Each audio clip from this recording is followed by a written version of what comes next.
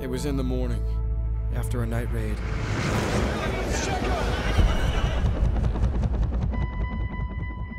I just found it. Like I was meant to.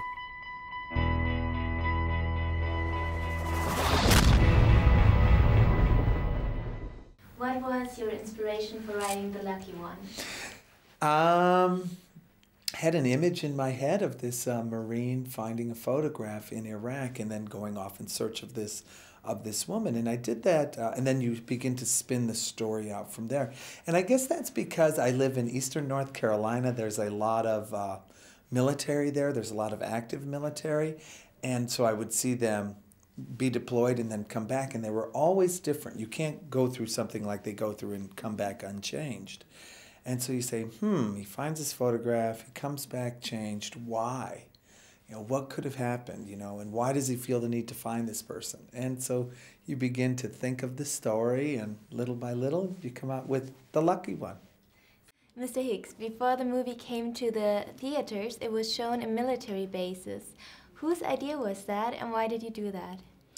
Well, we had a screening of the film at Camp Pendleton in Southern California, which was the Marines base that I had visited with Zac Efron when we were doing research into the character that he plays, you know, who is a Marine. And so it was just a way of saying thank you to them for their help, because they, you know, they acted as advisors, and also there are quite a lot of Marines who were in some of the opening scenes of the movie. So yeah, it was just a way to say thank you for your help. What do you think was it that got you the part of Beth? Sometimes I think that you read scripts and you really just connect to a character, and it's just a kismet thing, and I think that that's probably part of what this was. Zac, you have already a lot of experiences with playing boys, Mm-hmm. and now you play Logan, who is a man through and through, and Yes. you're doing an amazing job. Thank you very much. What do you like more?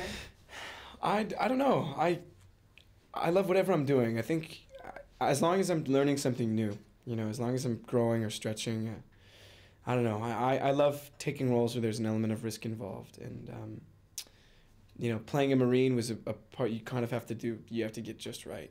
And I wanted to portray him with honor and with dignity and you know, correctly. So I took it very serious, and I think it paid off.